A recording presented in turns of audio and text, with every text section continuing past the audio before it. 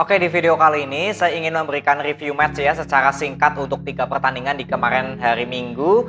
Ada Persita Tangerang lawan Persis Solo, ada Madura United lawan Dewa United, lalu ada Persija Jakarta lawan Rans. Kita mulai dulu dari Persita Tangerang ya, dengan Persis Solo. Di pertandingan kemarin Persita Tangerang mendapatkan kemenangan 2-1 dari Persis Solo. Yang menariknya di sini gol dari Persita justru tercipta dari 2 gol bunuh dirinya Mesidoro ya.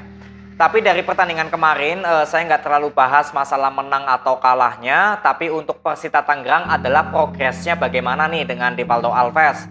Nah, kalau saya bilang permainan kemarin Persita Tangerang itu seperti sudah mengembalikan ciri khas identitas permainannya Persita. Karena sebetulnya Persita Tangerang dengan komposisi pemain yang ada saat ini itu sangat mendukung sekali ke skema permainan yang lebih cepat. Nggak terlalu banyak memainkan bola possession. Ya, jadi memang terlihat kalau berapa kali Persita Tangerang lebih bermain cepat, ya peluang-peluang golnya juga ada beberapa yang tercipta cukup bagus ya dari Umanailo, Vergonzi, ya di sini Vidal nggak bisa bermain. Ya memang permainan cepat ini sudah terlihat kalau progres Persita Tangerang sudah ada. Sedangkan kalau dari Persis Solo memang permainan cepat ini sudah cukup konsisten ya dari Gomez menangani Medina menangani Persis Solo. Ya memang sudah terlihat kalau Persis Solo bermain dengan cukup cepat. Tapi memang kalau dinilai dari perform pemainnya Persis Solo, ini yang berapa kali saya bilang masih ada yang inkonsisten. Yang pertama kalau kita lihat line up-nya Persis Solo, di sini Purba nggak bermain dari awal dan posisinya digantikan oleh Sutanto Tan. Ya, dan saya berapa kali sudah bilang kalau sebetulnya Purba ini lebih bagus daripada Sutanto Tan dalam hal penyerangan. Kalau bertahan kedua pemain ini sama-sama oke. Tapi untuk penyerangan berapa kali Purba lebih banyak inisiatif atau kreatif untuk secara visi permainannya lebih banyak membangun penyerangan atau membantu. Inilah yang berapa kali saya lihat permainan tengah dari Persis Solo begitu solid. Tapi justru di sini Purba nggak bisa dimainkan dari awal ya. Baru bermain di babak kedua. Lalu ada Sananta ya. Sananta juga di sini di bangku cadangkan. Justru Medina menurunkan Fernando Rodriguez. Nah ini juga terlihat kalau sebetulnya Sananta dengan Roni itu yang lebih terlihat sudah ngeklop ya secara permainannya. Berapa kali ya sering lah ya saling memberikan assist, saling memberikan gol. Ya, ini dari kontribusi dua pemain ini. Ya jadi ini juga menjadi tanda tanya saya dari line up-nya Medina. Kalau Persita Tangerang sebetulnya nggak ada masalah ya. Di sini hanya Vidal yang nggak bisa bermain karena masalah akumulasi. Sisanya ya masih oke. Dan di sini juga terbukti ya kalau Bustos masih belum bisa mendapat posisi utama di bawah dari Rivaldo Alves ya. Di pertandingan ini juga nggak masuk sebagai pemain pengganti. Memang terlihat kalau Bustos penampilannya nggak terlalu efektif ya dalam membangun permainan cepatnya Persita. Mungkin kalau bermain pelan ya Bustos lebih nyaman. Tapi kalau Rivaldo Alves lebih bermain cepat, ya saya bilang posisinya Bustos masih belum ada jaminan akan masuk di line up-nya Rivaldo Alves. Tapi kalau dilihat dari permainan kemarin selama 90 menit, sebetulnya kedua tim ini sama-sama bermain cepat. Jadi evaluasi yang saya berikan untuk Persita dengan Persis Solo di luar dari hasil kemenangan Persita kekalahan Persis Solo, sebetulnya nggak terlalu banyak evaluasi dari masalah permainan. Justru evaluasi saya dari Persita Tangerang paling di masalah defense. Karena di menit 60, Rivaldo Alves kembali lagi sedikit bermain bertahan karena memasukkan Heri Susanto menggantikan Umanailo ya. Itu seperti kasusnya sama lawan Persik Kediri kemarin. Tapi ya yang menjadi perbedaan lawan Persis Solo ya Persis Solo nggak bisa menyamakan kedudukan. Kalau Persik Kediri dengan Persita Tangerang bermain defense, itu Persik Kediri bisa menciptakan gol. Jadi sebetulnya ya yang saya sayangkan kemarin Persita lawan Persis Solo ya Rivaldo Alves justru ketika masih unggul 2-1 di menit 60 itu sudah sedikit bermain lebih bertahan atau nggak terlalu fokus lah ke masalah penyerangan. Ya ini sebetulnya yang saya sayangkan. Tapi kalau dilihat dari pemain cadangan Persita Tangerang untuk sektor sayap memang cuma ada nama Esal Sarul ya, sisanya pemain tengah. Jadi apakah ini menjadi salah satu pertimbangan kenapa Rivaldo Alves lebih memilih cenderung menguatkan di sektor tengah? ya ini juga bisa menjadi jalan alternatif kalau misalkan memang Persita lebih menguatkan di sektor tengah ya ketika kedudukan 2-1 karena belum kill the game. Sedangkan untuk Persis Solo dengan kekalahan ini saya bilang ya starting line up ya menurut saya yang menjadi faktor utama. Lalu perform dari CDB ya ini sudah berapa pertandingan ya saya melihat perform dari CDB nggak terlalu maksimal, seringkali inkonsisten. Lalu yang kedua juga di pertandingan ini saya bilang CDB lebih banyak untuk ya mengambil keputusan sendiri ya tanpa membagi bola yang sebetulnya lebih efektif. Ya mungkin ini bagian ingin membuktikan kalau CDB sebetulnya masih perform. Tapi sebetulnya untuk membuktikan pemain bagus atau enggak itu nggak harus menciptakan gol ya. Yang lebih penting kontribusinya bagaimana selama 90 menit. Nah kalau yang saya lihat CDB di pertandingan ini lalu sebelumnya ya memang seperti belum perform. Ya Mesidoro juga cukup bagus ya, itu gol dari Taufik ya, itu kan assist dari Mesidoro yang cukup bagus ya, trupas silangnya. Jadi walaupun Mesidoro menciptakan 2 gol bunuh diri juga ya kontribusinya lebih bagus sebetulnya daripada CDB. Ya mungkin karena Mesidoro lagi bukan harinya lah ya, harus justru menciptakan 2 gol bunuh diri. Ya, jadi paling ini dari pertandingan Persita Tangerang dengan Persis Solo. Untuk Persita selamat ya, kalian mendapatkan 3 poin. Yang penting progresnya ini sudah terlihat kalau Persita ya secara perlahan ingin bermain cepat lagi ya. Jadi saya nggak terlalu fokus kepada kemenangan atau hasil imbang atau hasil kalah untuk Persita. Yang penting progresnya dulu terlihat. Sedangkan untuk Persis Solo tetap semangat ya. Kalau menurut saya dari masalah starting line up ya, Purba yang baru masuk di babak kedua, Sananta baru masuk di babak kedua, CDB yang sudah terlihat nggak terlalu perform tapi belum ya mungkin nggak dilakukan pergantian pemain, ini juga bisa menjadi dampak ya. Jadi paling ini ya untuk Persis Solo dari masalah starting line up dan juga perform pemain. Jadi semoga untuk Medina di pertandingan berikutnya ya bisa lebih memperhatikan di sektor gelandang bertahan, karena menurut saya ya Purba ya yang menurut saya masih lebih baik daripada Sutantotan. Tapi kalau pelatih ada penilaian lain ya kita buktikan aja bagaimana kekonsistenan dari pertahanan Persis Solo, karena selalu kemasukan nih dari 3 pertandingan terakhir ya, bahkan 4 pertandingan terakhir ini Persis Solo selalu kemasukan ya. Jadi tetap semangat untuk Persis Solo. Lalu next ya ada Madura United lawan Dewa United. Di pertandingan ini cukup mengejutkan, Madura United harus kalah 1-4 dari Dewa United.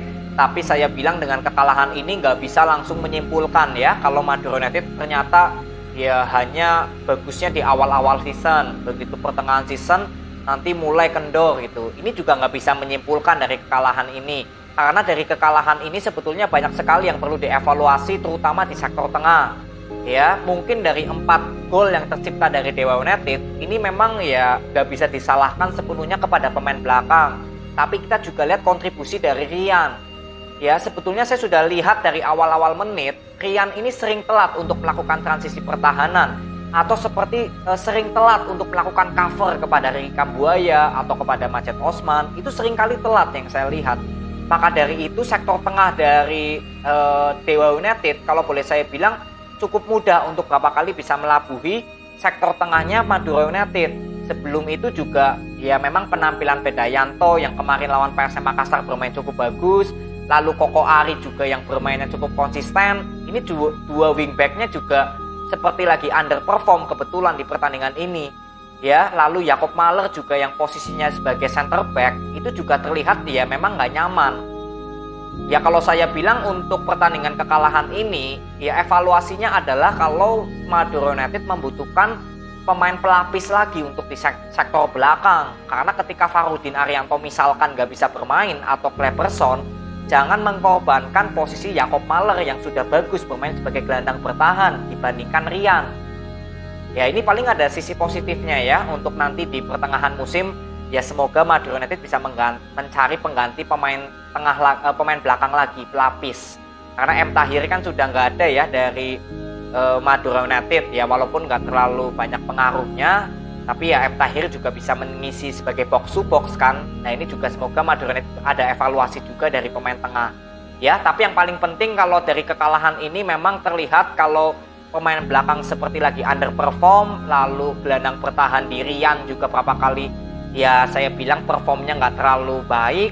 Inilah yang membuat Dewa United harus bisa menciptakan 4 gol dari serangan-serangan yang minim Jadi sepertinya ya Madura United yang lebih banyak menekan, tapi justru hanya bisa menciptakan 1 gol dari titik putih. Sedangkan Dewa United yang lebih banyak tertekan, tapi sekali melakukan penyerangan justru efektif. Ini kan kembali lagi ke masalah sektor belakang. Ya, tapi sebetulnya untuk permainan Madura United secara skema permainan ini juga ada inkonsisten dari Sousa. Karena di pertandingan kemarin lawan PSM Makassar, sebetulnya permainan Madura United sudah cukup bagus, bermain dengan bola possession, bermain dengan tempo pelan. Jadi peran Jaja ini sangat terlihat banget. Tapi ketika kemarin lawan Dewa United seperti terpancing ya dengan permainan cepatnya Dewa United, disinilah baru terlihat kalau ya seperti Jaja jelas gak terlalu perform.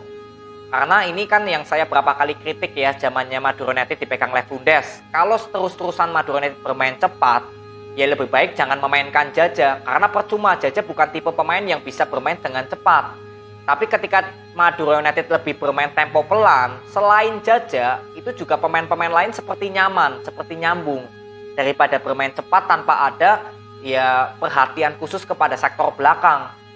Nah inilah menurut saya kalau Madura United masih belum terlihat konsisten dari skema bola possession-nya.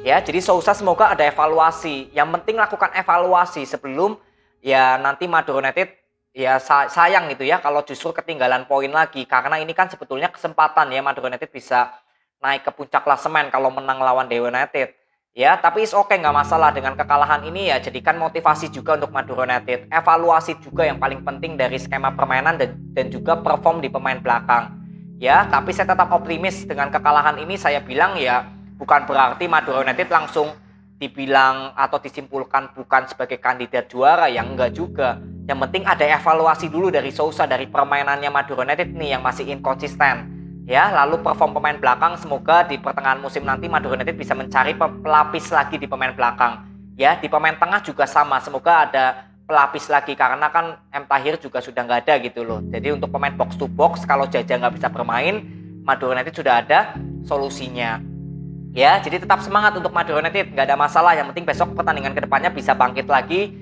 dan tentu tunjukkan evaluasi yang sudah diberikan dari Sousa. Ini yang lebih penting ya. Jadi tetap semangat untuk Madura United. Lalu next ya ada Persija Jakarta dengan Rans ya. Di pertandingan ini Persija harus kalah. Ini pertandingan keempat berturut-turut Persija Jakarta belum bisa menciptakan kemenangan, lalu ditambah harus mendapatkan kartu merah. Lalu ada kontroversi juga, gol yang harusnya bisa disahkan oleh wasit atau asisten wasit ya, tapi justru itu bola nggak dihitung gol. Tapi sebetulnya bukan berbicara masalah hasil kemenangan Rans, kekalahan Persija, atau gol yang dianulir, atau Persija bermain dengan 10 orang. Yang saya fokuskan adalah Persija Jakarta terus-terusan seperti stuck. Stuck ini seperti berjalan di tempat. Kapan Persija Jakarta akan bisa maju? Ini tergantung dari perform pemain Persija Jakarta sendiri. Karena kalau berbicara dari skema permainan atau strateginya Thomas Doll, sebetulnya ini sudah dibuktikan kalau Persija Jakarta di musim lalu berhasil masuk di 3 besar atau peringkat ketiga di musim lalu dengan permainan seperti ini di bawah Thomas Doll. Tapi yang menjadi pembeda dari musim lalu dan musim sekarang kan di perform pemain sendiri. Ya, terutama dari pemain tengah Persija Jakarta. Kalau pemain belakang saya bilang udah cukup bagus. Pemain sayap dari Persija juga cukup baik lah. Mungkin ada Rico, Rio, atau mungkin ada Witan Sulaiman, ada Doni Tripamungkas. Masih oke lah untuk sektor sayap. Atau dibantu dari wingbacknya Rio Fahmi, Frisa Andika. Tapi di pemain tengah inilah yang saya bilang kalau Persija Jakarta ini masih minim kreativitas di perannya Gajos, Hanif Syahbandi, ataupun nanti misalkan Reski Fandi yang main kemarin, atau Abimayu. Ini masih pemain yang menurut saya bertipe sebagai gelandang bertahan semua. Tapi kalau dilihat Persija Jakarta kan nggak pernah bermain dengan formasi 4-3-3 ya. Selalu bermain dengan 3-5-2 atau 3-4-3. Jadi memang ya nggak ada pemain yang murni sebagai gelandang bertahan. Lebih cocoknya sebagai pemain box to box semua. Dan kalian harus tahu ya, kalau pemain box to box itu minimal harus bisa melakukan skill individu. Nah kalau dilihat dari pemain Persija Jakarta di sektor tengah seperti Reski Fandi, Hanif Syahbandi, Gajos, ya ini 3 pemain yang menurut saya masih belum memiliki skill individu yang cukup baik. Kalau Abimayu masih oke, tapi kan Abimayu seringkali masih inkonsisten ya permainannya. Jadi yang membuat Persija Jakarta ini seperti berjalan di tempat, ini karena pemain tengah dari Persija itu nggak mendukung ke skema permainannya Thomas Doll. Kemarin sangat terlihat lawan Rans. Ketika Rico Simanjuntak dan Rio banyak diberikan pressing dari pertahanan Rans, nah disitulah sektor tengah dari Persija baru terlihat kalau peran Gajos dan Reski Fandi gak bisa membuat perubahan untuk sektor tengahnya Persija. Maka dari itu saya bilang Persija Jakarta sebetulnya membutuhkan pemain box to box yang memiliki skill individu di atas rata-rata. Ya contohnya seperti Ryo Matsumura lah. Cuma kan Ryo Matsumura posisi naturalnya gelandang serang.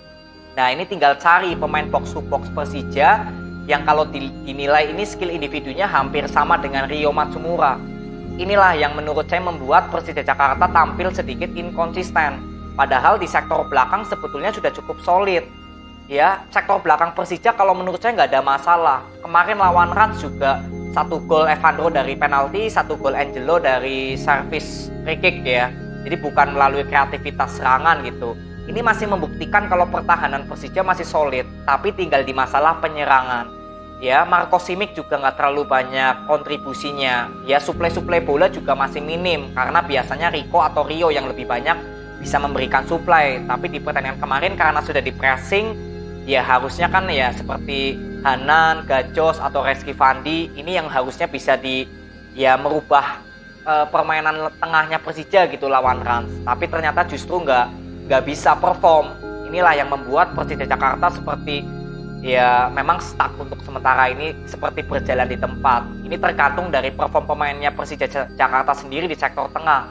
Selama bisa berlatih lebih giat, bisa menuruti apa keinginan Thomas Doll, ya mungkin ini bisa mengubah sektor tengah Persija. Tapi kalau dinilai ini sudah masuk ke pertandingan ke-16, ya menurut saya mungkin di bursa transfer nanti Persija tetap harus mendatangkan pemain tengah. Ya, kalau menurut saya yang paling utama di pemain tengah dulu. Kalau pemain depan ya tinggal melengkapi aja lah. Kan karena Persija masih ada Aji Kusuma, ada Marco Simic ya. Walaupun memang performnya masih belum menunjukkan efektivitas gol yang tinggi. Yaitu masih melengkapi. Yang paling utama menurut saya di sektor tengah untuk Persija Jakarta. Memerlukan pemain box to box yang memiliki skill rata-rata seperti Ryo Matsumura. Ini paling ya evaluasi yang saya bisa berikan dari kekalahan Persija Jakarta lawan Rans kemarin. Ya, jadi tetap semangat untuk Persija Jakarta. Semoga di pertandingan berikutnya lawan PSIS Semarang, ya mental para pemain Persija bisa tetap terjaga dulu. Ya, jadi perform pemain juga akan lebih maksimal lagi. Ya, jadi ini aja video dari 3 pertandingan di hari Minggu kemarin. Semoga bermanfaat. See you.